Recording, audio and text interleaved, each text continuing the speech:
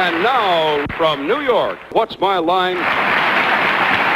All right, now to meet our first challenger. Will you enter and sign in, please?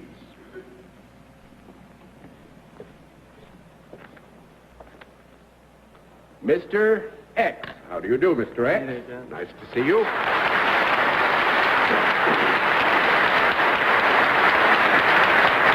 You'd be good enough to tell us where you're from, Mr. X. Los Angeles, California. Los Angeles, California. Well, may I present the panel, Mr. X? And now, if you'll join me over here, we'll let the audience in the theater and the audience at home know exactly what your line is.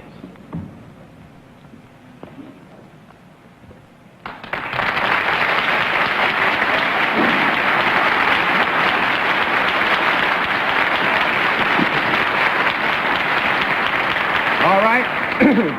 Panel, I don't have to dwell on the fact that we have used Mr. X for good and sufficient reason. We will, however, tell you that Mr. X is self-employed and deals in a service, and then I think we ought to begin things with Dorothy Kilgallen. Mr. X, do you work indoors? No. One down and 9 to go, Mr. Randall. There was a congratulatory note or feel in that applause. Have you done something recently that we have read about? Yes. Are you in either the world of sports or show business? Yes. Is it sports? Yes. Were you in Tokyo recently? No. 2 down and 8 to go, Miss Benson. Is it an outdoor sport? Yes. Does it require quite a lot of dexterity? No. Not for you. I bet it would for us. Yeah, I would think here, Mr. X, with your permission, we will give a yes to that, because I think while you are modest about it, I would consider, for instance, if I had to perform the same functions that I would need dexterity in some large measure. So you go ahead. Okay. When you are performing in this sport, whatever it is, are you dressed in something less than you are wearing now? I don't think less. No, I would think we would have to agree it would be more, just as a rule of thumb. That's 3 down and 7 to go, Mr. Sir. Mr. X, do you play on a team rather than appearing solo in the sport in which you engage? No. That makes it 4 down and 6 to go, Miss Kilgallen. So do you play solo something? Yes. Do you have to move rather fast to be good at what you do? Yes. May I rule out golfing then? Yes. May I rule out that any ball is involved in what you do? Yes. Do people watch you do what you do? Yes. Do you either run or swim?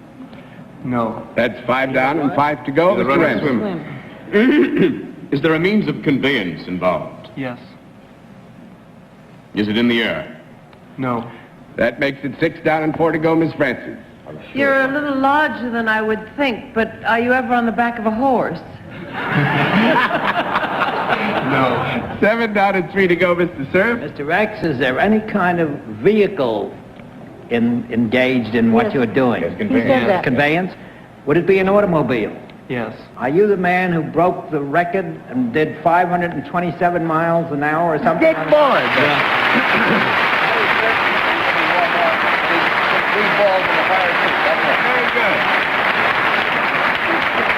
It is a great pleasure to introduce Mr. Craig Breedlove, who did 526.28 miles per hour on an average on a go-and-come course, right? Right. Where was the course? Bonneville, Utah. And on the second go, as I'm sure you all know, this is super irrigation probably at its worst, but he began to get a little bit of fluffle in the wheel, didn't you? Yes, I lost my steering control about 1.5 miles from the starting line, and then lost my parachutes and then my brakes, and I made a little excursion into a lake. He wound up in a crash and wound up in a lake several miles away from the course, but still ran his course and got up and walked away. No bad bumps or anything, Craig? No, I skinned my knee getting out of the car, John. Now, this is great. I read, happily, just happened to be interested this week in something that I saw in a magazine and read the story that you would put all you had into your determination to take the Speed Trophy away from Britain. And then I think Goodyear Tires and Shell Oil came in as your sponsors, and with them you went on and finished up. That's right. But when he went on his last leg to break this record, remember, he had lost control of his car to all intents and purposes, and he was going over 500 miles an hour, but stayed with it. You're quite a man, sire. I'm glad you just got a scrib knee. Nice to have you with us.